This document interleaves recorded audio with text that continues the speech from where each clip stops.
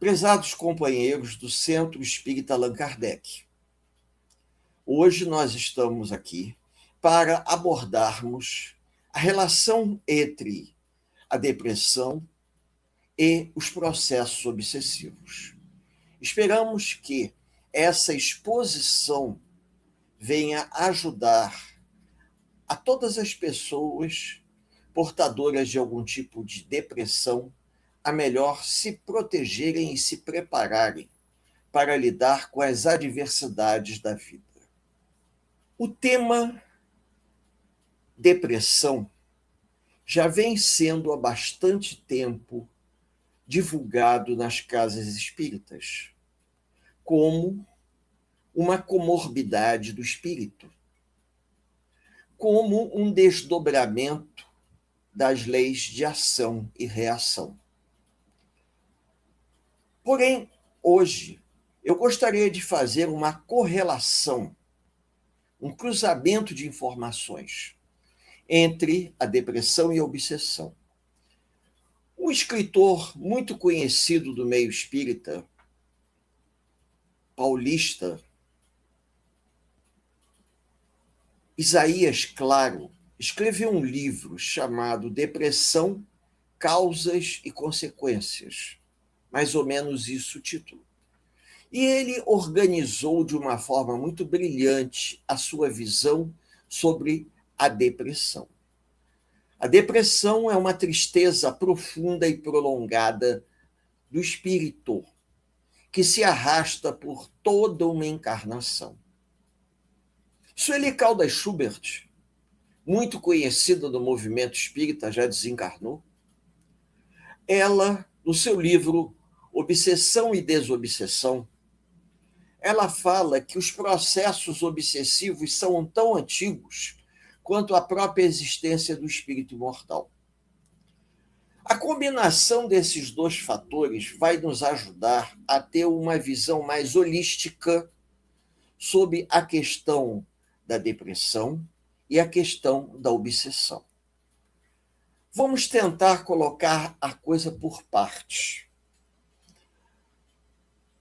Tanto a depressão como a obsessão se estruturam por diversos fatores.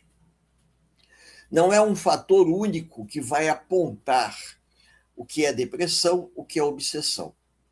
Vários fatores combinados, uma espécie de um combo, um conjunto de elementos, levam uma pessoa a entrar em um processo de depressão. E dentro desse processo de depressão, nós podemos dizer que também existe a grande possibilidade de existir uma comorbidade para a obsessão. Mas por que isso? Nós somos espíritos atrasados, pertencentes a um planeta de provas e expiações. Um planeta que já vem se arrastando há séculos, com uma história muito difícil. Haja vista no livro A Caminho da Luz, Brasil, Coração do Mundo, Pátria do Evangelho, onde nós vamos encontrar nessas obras toda uma série de acontecimentos comprometedores que dificultam a nossa existência. Isso sem falar no que nós estamos vendo na mídia nos dias atuais. Diante disso, o encarnado mediano, ele percebe que ele não traz, muitas das vezes, uma doença grave, mas ele é portador de algum tipo de dificuldade. Essa dificuldade, ela pode ser uma depressão, se for uma coisa mais grave. Embora a palavra depressão seja tão antiga, que na antiguidade, realmente, ela tinha um outro nome. O termo depressão é um termo moderno, atualizado, mas a expressão, um sinônimo que se usava na antiguidade era melancolia. Então, nós podemos encontrar em algumas obras, até no Evangelho segundo o Espiritismo, que o espírito, a alma, era portadora de uma melancolia profunda. E essa melancolia nada mais é do que um processo de obsessão, em que o indivíduo, atordoado por lembranças que ele é portador, ele se deixa abater profundamente e não consegue resistir. Existem muitas explicações. Existe um baiano, amigo do Divaldo Franco, Jorge Andréa, que se especializou em psicologia espírita, psiquiatra. Ele disse que todos nós trazemos o nosso consciente, o nosso inconsciente profundo e o nosso hiperconsciente profundo. Seriam as explicações mais simples. E essas gavetas ou cofres armazenam lembranças tão antigas que abrir esses cofres, desengavetar essas lembranças, somente com uma permissão da espiritualidade superior. Porque nós não estamos preparados para lidar com as atitudes imprudentes que cometemos há 500 anos, há um século, há um milênio. Nós não estamos. Se hoje, na atual encarnação, a gente tem vergonha do que fazia aos 50 anos atrás, na época da mocidade, há 45 anos atrás, na época da juventude, como é que nós vamos aceitar, por exemplo, que há um milênio participamos de uma chacina em pleno território europeu, dizimando tribos que vinham do leste? Com isso, a gente para pensar e percebe que nós somos portadores de lembranças não muito boas, lembranças adoecidas pelo mau uso do nosso livre-arbítrio. E Jorge Andréa diz que essas lembranças não podem vir à tona, porque senão o encarnado sucumbiria às lembranças que ele criou para ele mesmo. O pintor Salvador Dalí, em algumas das suas obras clássicas, colocou uns quadros chamados escaninhos do inconsciente, aonde existe a cabeça de um homem e uma testa bem alta, larga, cheia de gavetinhas. Essas são as gavetinhas do inconsciente humano, aonde estão armazenadas lembranças muito antigas, que lá devem ficar, até que a gente tenha permissão para acessar essas lembranças. Muito bem, mas acontece que essas lembranças não são como folhas de papel, por exemplo, folhas de papel em uma simples gaveta. Não, são energia viva, são gravações mentais que nós produzimos ao longo da nossa existência cósmica. E essas lembranças vivas, elas reverberam com o mundo atual, com o mundo presente. Tanto é que nós, às vezes, diante da vida, diante de certas situações, nos sentimos totalmente desconfortáveis com situações que para outras pessoas não faz sentido algum. Mas para a gente aquilo disse algo. Ou seja, o acontecimento do momento presente funcionou como um gatilho para trazer à tona uma lembrança do nosso pretérito. Em função disso, o próprio Isaías, claro, ele diz que o homem, ele procura não se lembrar do passado, porque inconscientemente ele teme o que ele possa ter feito. Ou seja, no seu íntimo mais profundo, ele tem a consciência de que alguma coisa errada aconteceu. Sueli Caldas, em suas diversas obras, Transtornos Mentais, Transtornos da Mente e outros, ela aborda de uma maneira muito interessante e inteligente que o homem ele luta contra as lembranças do seu passado. Se ele pudesse, ele apagava. Ele deletava, como num computador, ele ia lá e apagava o arquivo das lembranças para que ninguém encontrasse. Lembranças que ficaram numa pasta em que ele guardou como fotografias num baú, como cartas numa gaveta, de acontecimentos infelizes que ocorreram do nosso passado. Todos nós temos isso? Temos. Uns mais, outros menos. A sorte que Emmanuel, muitas das vezes, nas obras que ele psicografa por intermédio de Chico, ele nos diz uma coisa muito interessante que até me serviu de consolo. Vocês cometem mais erros por ignorância do que por maldade. Se vocês fossem um pouco mais maduros, errariam menos. E aí me veio o seguinte: por que nós não podemos usar esse conhecimento para esclarecer as novas gerações? Não basta apenas informar, porque o que aconteceu comigo, e eu acredito com a grande maioria dos companheiros que frequentaram casas espíritas, nós éramos informados da verdade, mas nós não discutíamos sobre essas questões. E quando você começa a discutir sobre determinadas questões éticas, você começa a rever valores. O que Emmanuel faz no livro A Caminho da Luz é uma apresentação, sob o ponto de vista espiritual, da história da humanidade cristã.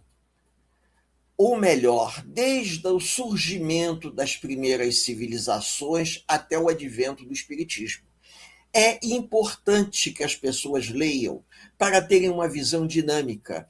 Emmanuel não faz crítica, Emmanuel deixa que a gente tire as conclusões, mas nós teríamos por obrigação trocar ideia com as pessoas, porque ao longo da existência, vários missionários espirituais encarnaram para nos orientar, mas as orientações desses missionários, elas foram abafadas pelo materialismo da humanidade.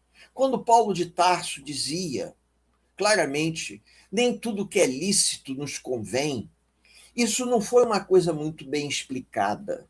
Os jovens deixados arrebatar pelas fantasias cometeram grandes imprudências. Até, por exemplo, posso dar um exemplo prático, na época da Primeira Guerra Mundial, existem filmes mudos, né, porque os filmes naquela época não tinham som, das juventudes nos países europeus festejando porque elas iam para a guerra, iam angariar vitórias. Existe um filme que vocês podem ver num desses canais de streaming, chamado Nada de Novo no Fronte, que mostra os jovens alemães indo para a Primeira Guerra Mundial como se estivessem indo para uma festa. Então, isso tudo contribui para que as pessoas reincidam em erros, já que não existe a oportunidade de nós conversarmos, trocarmos ideias, falarmos a respeito de que nós temos que aprender com os erros do passado, procurando ressignificar a nossa vida. Mas, infelizmente, a cultura, as tradições, o atavismo faz com que todos nós recebamos como herança uma sociedade muito marcada por situações que não são boas. Haja vista, é só ligar a televisão, que vocês vão ver a história se repetindo. Parece que os líderes governamentais não aprenderam com os acontecimentos do século XX. Nós estamos no século XXI, mas as pessoas não aprenderam. Poucos são aqueles que realmente querem se modificar. E isso vai acarretar sofrimento para todos nós. E se nós enveredarmos por esses caminhos, o sofrimento será inevitável. Em alguns momentos, por ignorância, por imaturidade, por atraso nosso, não é dos outros, não, nosso atraso. Às vezes nos deixamos arrebatar por paixões avassaladoras em vários segmentos da sociedade humana, no que diz respeito à bebida, ao jogo, ao sexo, aos vícios em geral. E essas situações são um prato cheio para um processo depressivo. A depressão ela pode ser dividida em graus: depressão leve, mediana e grave. Eu comparo uma depressão a uma pessoa que cai num buraco. Inclusive, isso é comentado por Isaías Claro.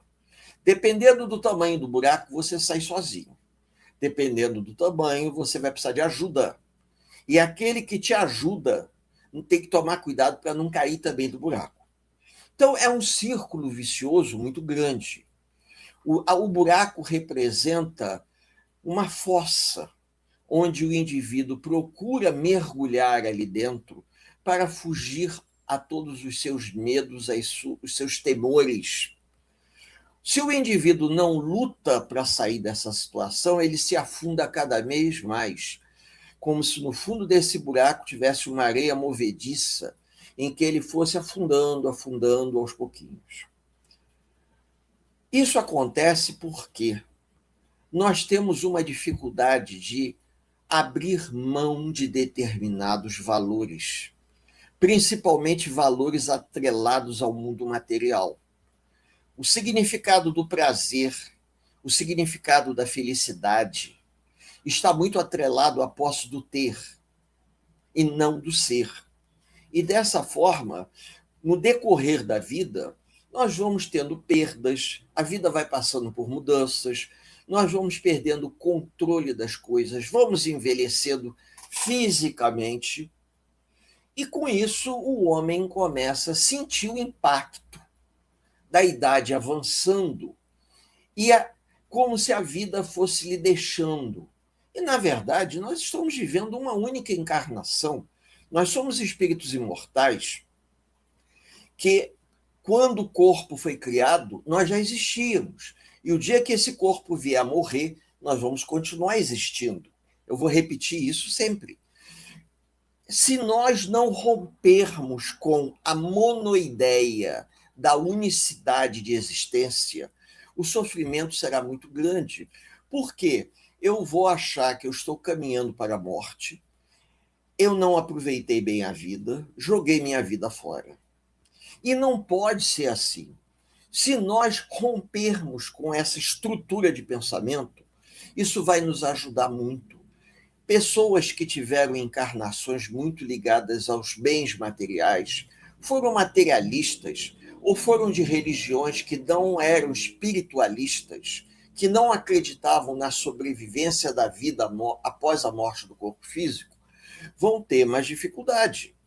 Não é nenhuma crítica, mas tem muitos indivíduos que chegam ao final da existência esperando o dia do juízo final, como está na Bíblia, que os anjos vão tocar as trombetas, os mortos vão se levantar e Deus vai abrir o grande livro da vida e vai fazer o grande julgamento, colocando os eleitos de um lado e os que não forem do outro lado.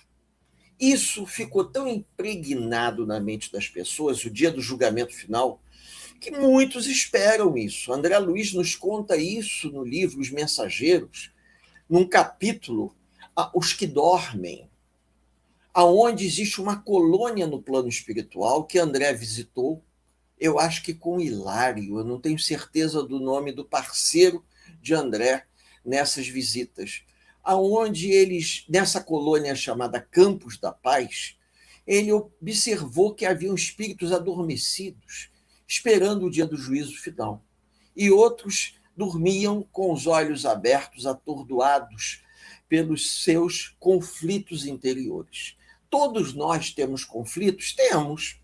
Temos conflitos, mas isso não quer dizer necessariamente que eu vou ser um eterno refém das minhas atitudes. Vejam bem, eu reconheço que eu cometi erros, mas isso não quer dizer que eu vá ser um eterno refém, porque eu quero romper esse looping.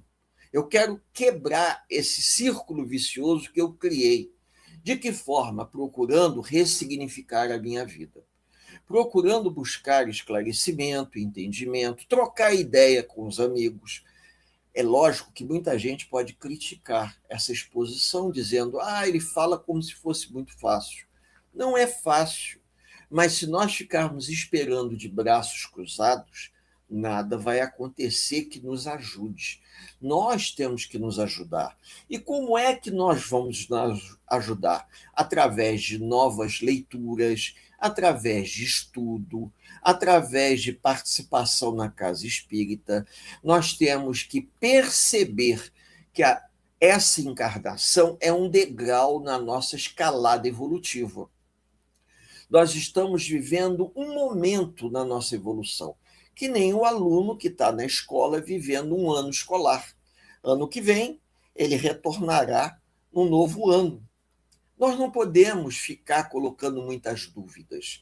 A gente tem que depositar fé naquilo que a gente lê, naquilo que a gente estuda, naquilo que a gente acredita. Sabemos que após a morte do corpo físico, existe um período chamado perturbação da morte, em que o espírito fica tão atordoado que ele não sabe o que aconteceu. Mas depois de algum tempo, ele vai promovendo a sua expansão de consciência, e na sua expansão de consciência ele percebe o plano espiritual. No início, acha que enlouqueceu, como o próprio André Luiz nos conta, como o próprio Manuel Filomeno de Miranda nos conta, como o próprio Camilo Castelo Branco também nos conta, que após a morte do corpo físico, o espírito passa por um período muito atordoado. São pouquíssimos aqueles que despertam no plano espiritual, percebendo claramente o que aconteceu. Então, não podemos esperar nenhuma situação mágica, levando em conta o tipo de vida que tivemos e as atitudes infelizes que fizemos. Nós vamos passar pelo que nós tivermos que passar. A nossa fala é para que as pessoas levem na sua lembrança, no seu bojo de lembrança mental, as possibilidades, como a gente vê dos trabalhos de desobsessão, quando espíritos se manifestam na mesa mediúnica, dizendo que ouviram falar em casa espírita, assistiram uma palestra, ficaram sabendo de alguma informação. Aquilo que está sendo dito não é novidade. Eles já sabiam, mas não acreditavam que fosse possível. Então, por isso que eu digo que não é apenas você informar, você tem que interagir através de uma palestra para que o indivíduo compreenda. Como diz a Sueli Caldas. Sueli Caldas diz que quando existem desencarnados que são perseguidores implacáveis de vítimas, mas se esses desencarnados, esses obsessores, forem pegos e forem levados a uma espécie de terapia, eles não vão saber, poucos são os que sabem dizer claramente o porquê estão fazendo aquilo. Porque o indivíduo, no momento de raiva, num rompante de violência, ele se tornou um perseguidor. Os séculos se passaram, várias coisas aconteceram e ele não mudou aquela sua maneira de pensar. Ele é como se ele tivesse um cartaz na sua frente, uma ideia fixa, que ele tem que perseguir aquele indivíduo até o final. E essa ideia fixa, isso pode gerar uma perturbação. Na verdade, todo obsessor é perturbado também. Ele perturba porque ele é perturbado. E o encarnado, obsediado, também é perturbado. A chance de nós termos um depressivo obsediado é muito grande. Muito grande. Fazendo uma estatística, a chance de nós termos obsessivos é pessoas em processo obsessivos com depressão é muito grande, mas não quer dizer que todo indivíduo em depressão seja obsediado. O indivíduo pode estar em depressão por questões dele, mas ele abre a guarda também a um assédio vindo de fora. O assédio vindo de fora acaba se tornando uma comorbidade.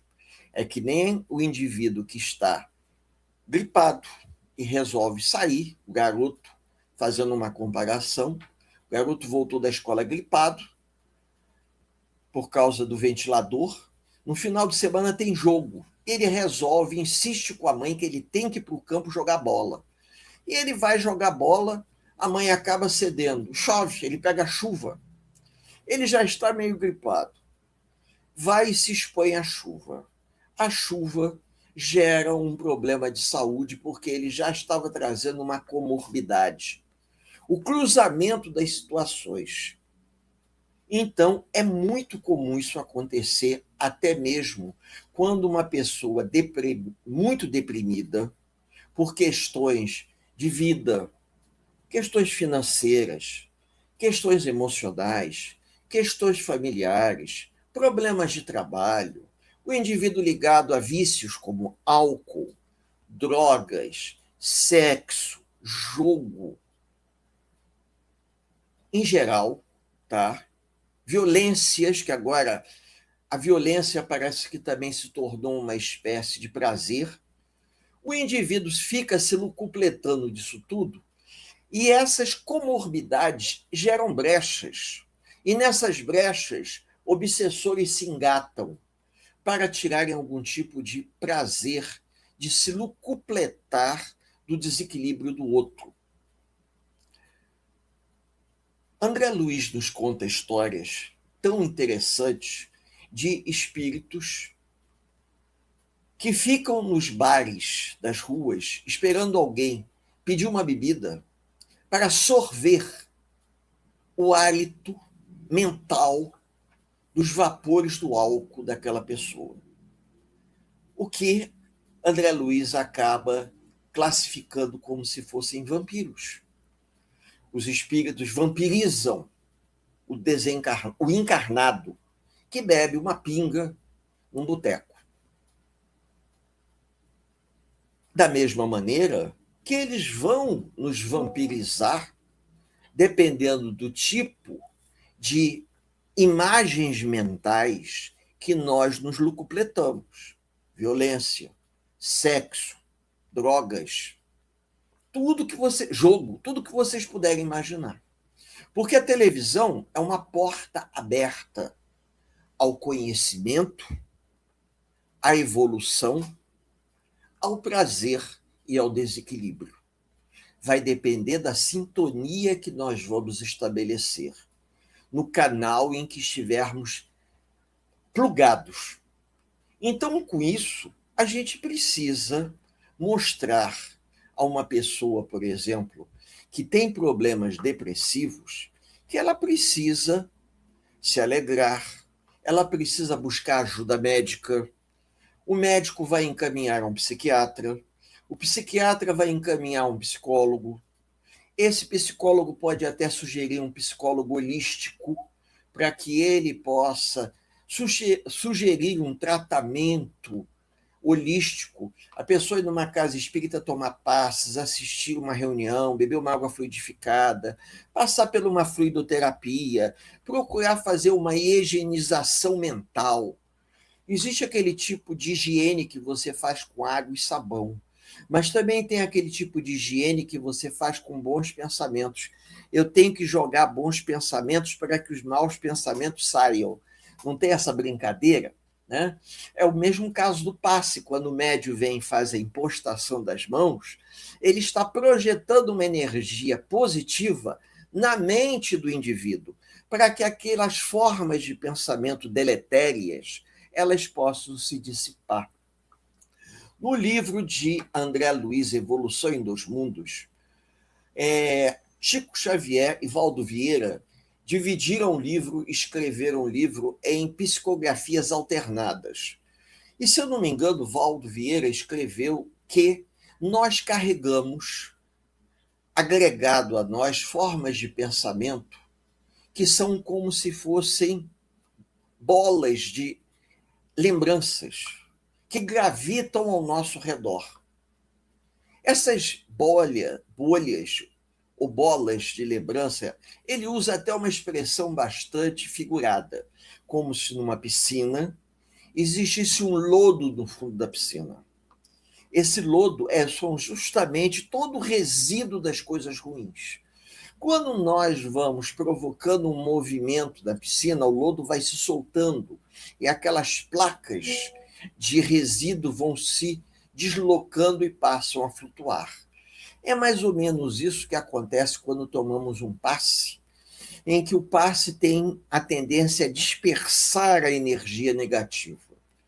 Porém, dependendo da predisposição da pessoa, das suas ligações mentais, do que essa pessoa se locupleta em termos de conexão mental, ele pode realimentar a perturbação.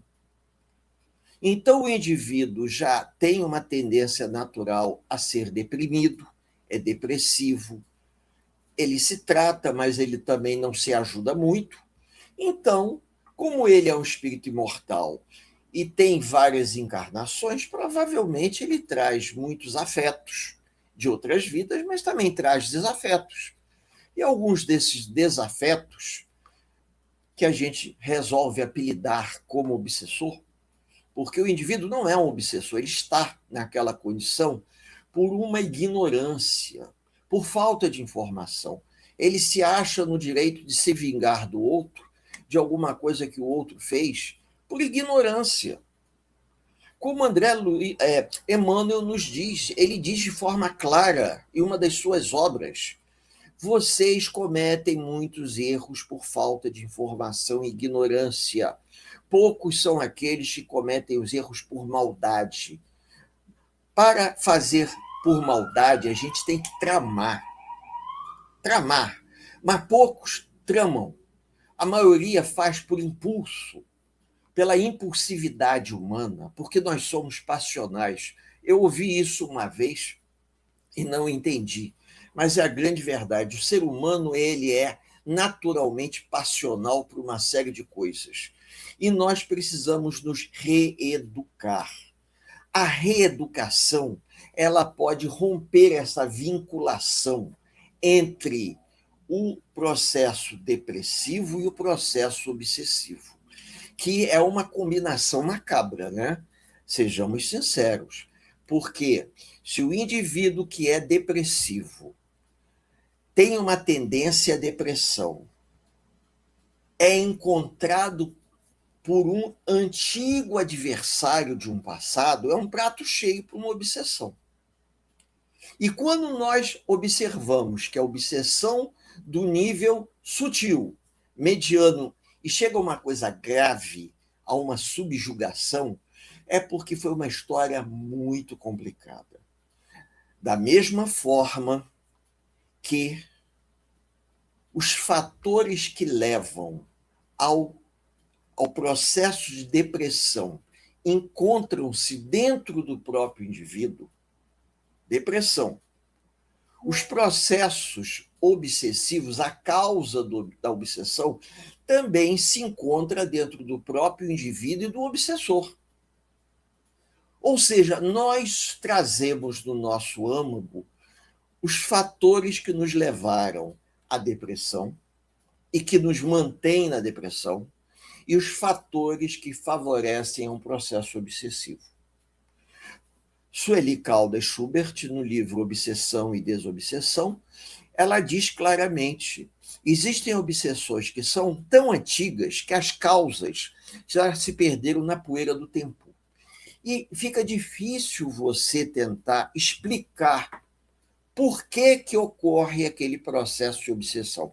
É mais fácil você tentar encontrar um equilíbrio entre o obsessor e o desobsessor para que haja um perdão e ambos reencarnem na mesma família, como irmãos, pai e filho, e que se perdoem para que um dia, numa situação futura, entendam o motivo daquela perseguição implacável, do que nós tentarmos abrir os anais mentais da história dos dois e descobrirmos o que foi. Mas uma coisa é certa, isso Isaías Claro diz e Sueli Caldas confirma. Existe um atraso moral muito grande no indivíduo. Atraso moral, um desequilíbrio, uma baixa estima. Existem muitos fatores que ancoram, olhem os que eu estou dizendo, existem muitos fatores que ancoram o indivíduo no passado. O indivíduo não solta a âncora para ir para um novo horizonte, um novo oceano.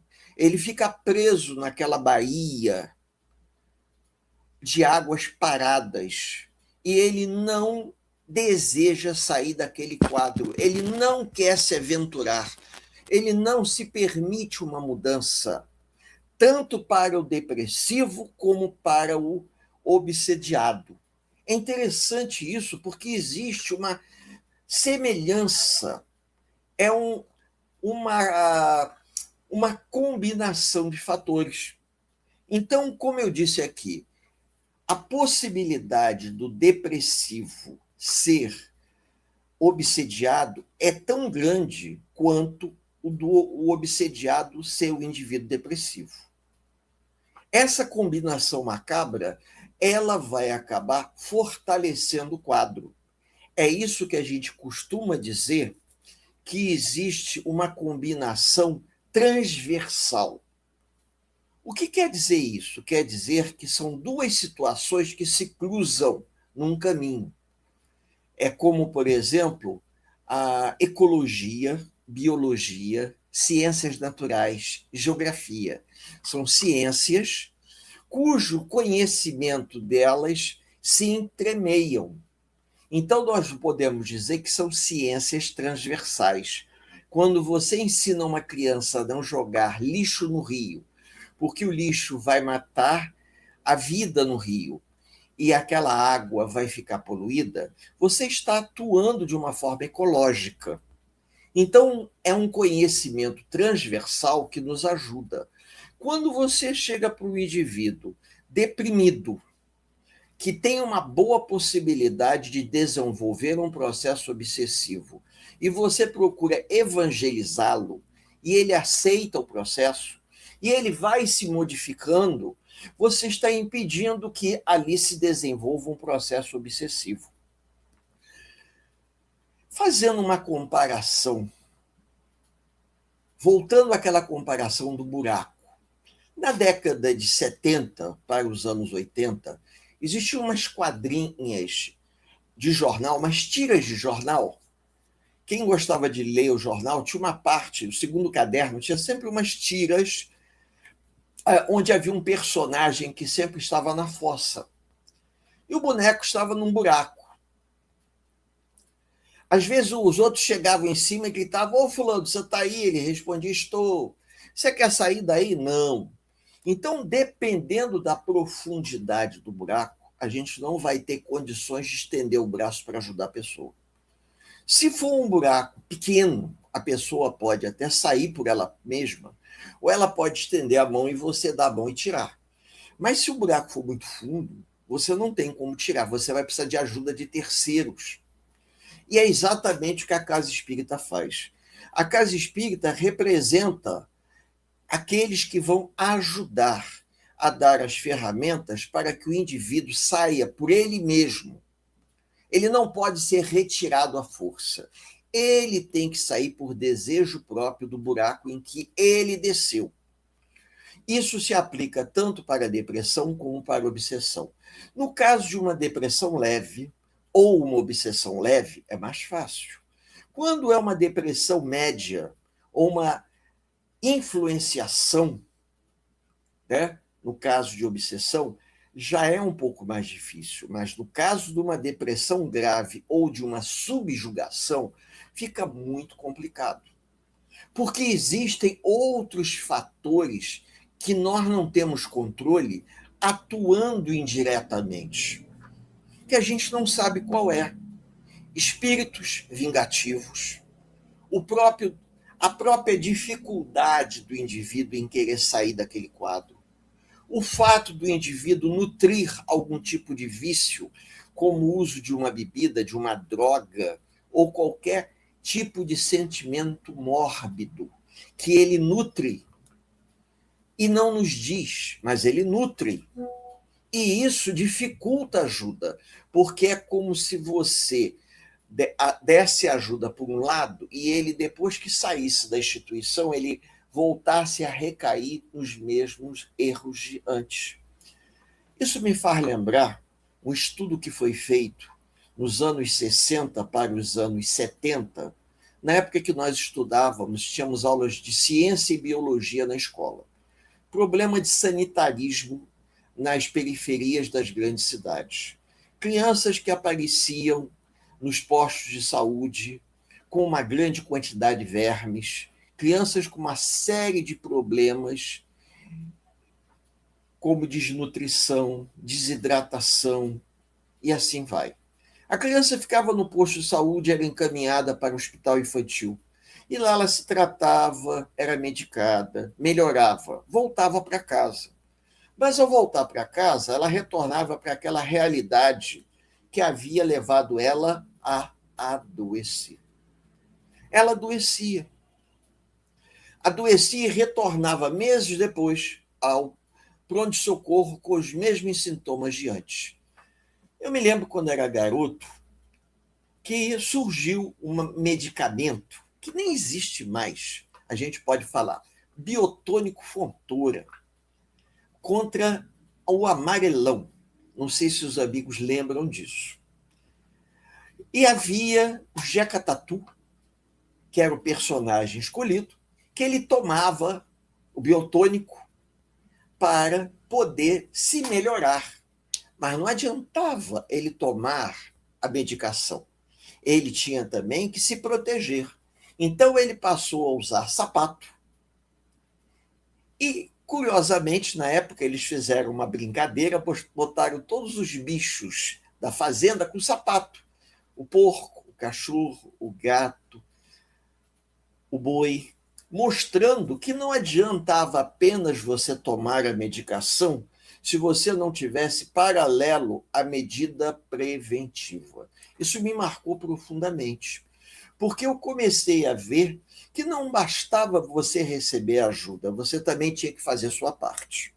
E é exatamente aqui que é o ponto central do que nós estamos falando com os amigos, aonde a gente vai abordar a questão de que nós precisamos entender que a ajuda que nós buscamos, ela é uma via de mão dupla. Eu peço ajuda, mas eu tenho que também fazer por onde merecer essa ajuda. Quando o personagem da história do passado buscava a ajuda e o remédio, o médico sugeria que ele usasse o calçado, porque senão ele reincidia na doença. Então, se nós buscarmos ajuda na casa espírita, mas reincidirmos em todos os vícios que nós nos lucupletamos, nós vamos reincidir nos problemas mentais que nos levam a sofrer.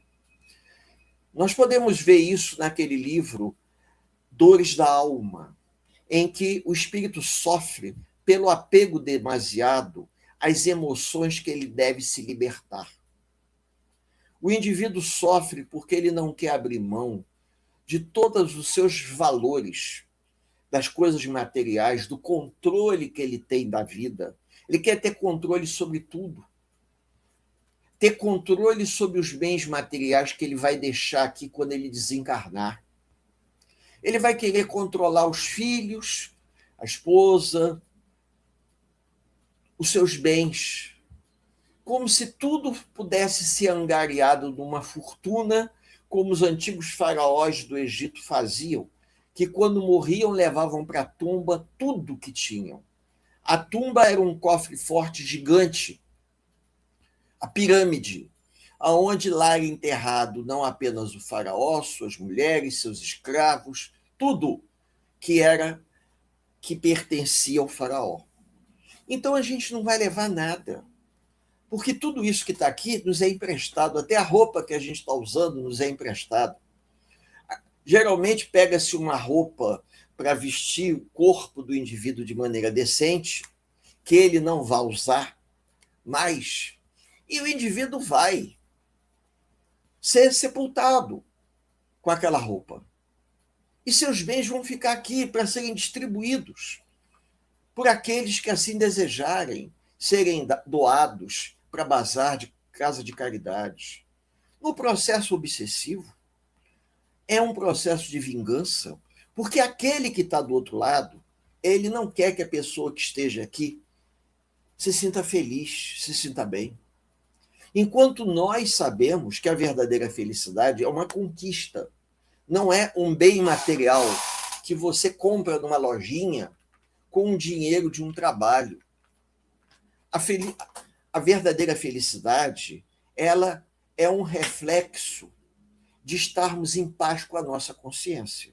E para nós estarmos em paz com a nossa consciência é um trabalho árduo, porque não basta nós estudarmos, não basta a gente pesquisar, a gente trocar ideia com os amigos, a gente tem que viver isso no dia a dia, a gente tem que se dedicar à prática do bem, nós temos que procurar nos melhorarmos, a gente tem que dar um testemunho silencioso de desprendimento, abrindo mão das coisas que a gente tem, ainda em bom estado, para que alguém aproveite.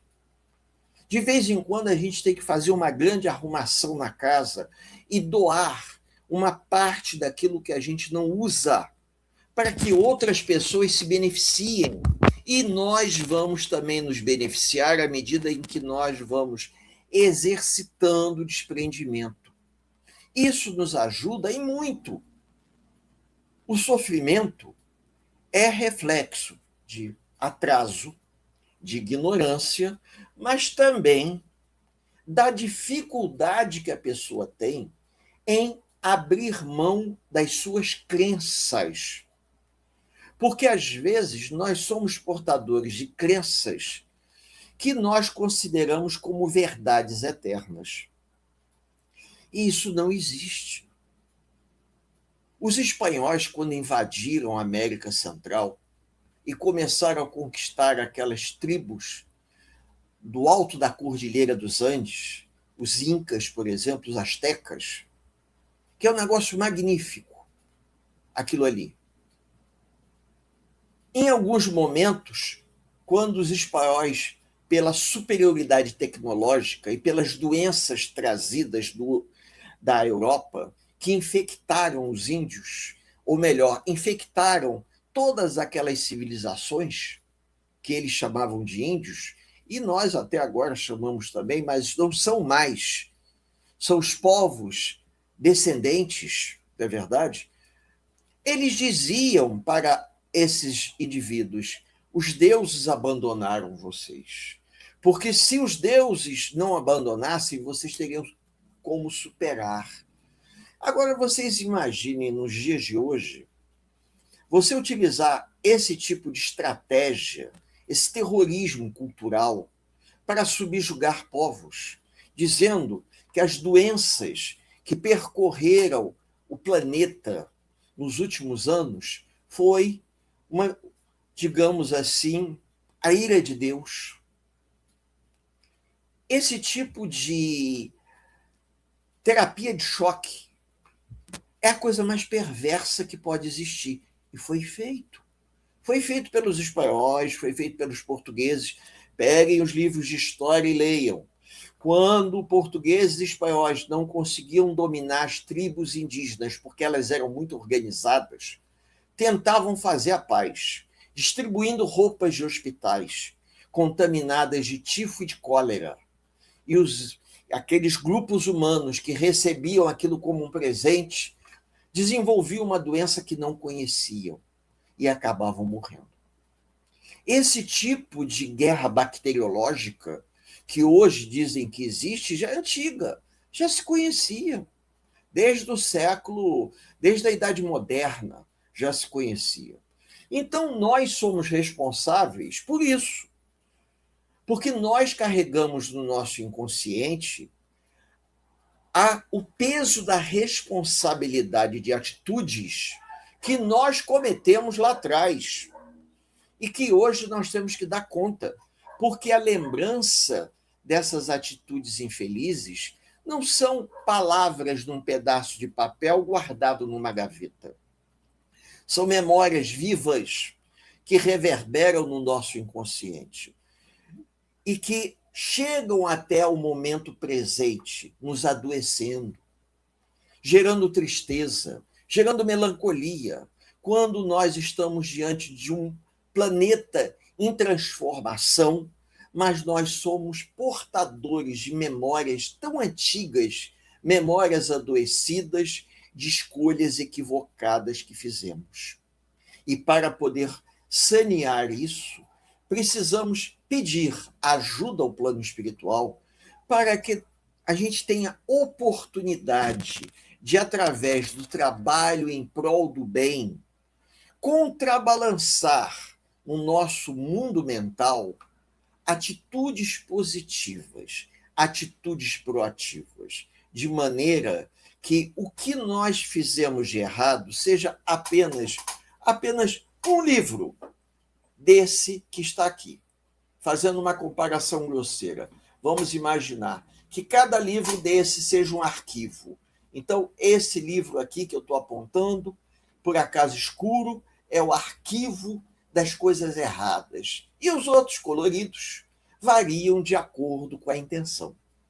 Então, se a gente conseguir pegar todas as nossas lembranças infelizes e colocarmos numa pasta de atitudes equivocadas e começarmos a criar novos arquivos, novas pastas, e dentro dessas novas pastas colocarmos lembranças positivas, isso vai se modificar. Vai ser um cisco numa parede, um cisco escuro numa parede branca, ou um cisco branco numa parede escura, tanto faz, né? De forma a contrabalançar na nossa consciência o que nós fizemos. Porque em um determinado momento nós teremos que dar conta a nós mesmos do que nós fizemos com os talentos que recebemos, do que nós podíamos ter feito e não fizemos. E se a gente vai se conscientizando disso, por que não modificar isso? Por que não tentar pegar esse limão amargo e fazer uma boa limonada suíça, com gelo e limão? Por que não pegar o erro do passado e utilizá-lo como uma forma de exemplo para o nosso crescimento? Para que a gente possa finalizar esse nosso singelo e breve encontro, falando aqui, me lembrou Paulo de Tarso.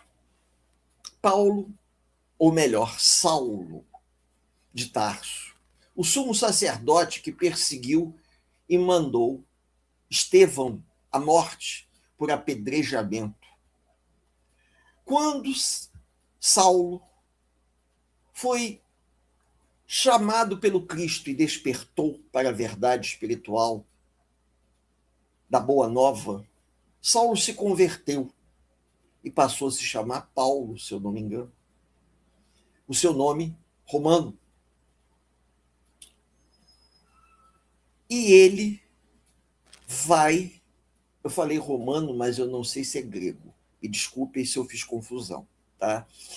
E ele vai, a partir desse momento, estudar todos os manuscritos que Mateus, o profeta Levi, né, anotou, um dos discípulos, um dos apóstolos. E quando Paulo tomou consciência do que Jesus pregava na sua essência, ficou boquiaberto e disse: isso não pode cair na mão dos fariseus, porque senão os fariseus vão engavetar. Mas ninguém vai ter acesso. E ele estudou tudo aquilo, memorizou e saiu pregando pelo Oriente Médio a boa nova. E graças a ele nós temos esse conhecimento. De grande perseguidor dos cristãos, se tornou o maior defensor do espiritismo, do cristianismo, desculpe. Maior defensor do cristianismo, que veio, com o passar dos séculos, favorecer o surgimento do espiritismo. E Jesus, percebendo a necessidade da ajuda, ele envia os seus mensageiros de luz, que mais ou menos de 600 em 600 anos reencarnaram aqui na Terra para nos auxiliar, nos orientar e nos mostrar o caminho da Boa Nova. A ideia central é essa. Nós temos comorbidades, nós temos doenças mentais, somos portadores de diferentes dificuldades, mas isso não impede que a gente se modifique. Eu convido a todos os amigos aqui, nos dois planos da vida, encarnados e desencarnados, a elevarmos o nosso pensamento em prece, agradecendo a oportunidade sincera desse encontro. Deus Pai amado, sabemos das nossas limitações, das nossas dificuldades, das questões que nos impedem de crescer e também das dificuldades que nos prendem ao passado. O nosso desejo sincero é promover a nossa melhora, a nossa reforma íntima, ressignificando as nossas vidas para nos tornarmos pessoas melhores.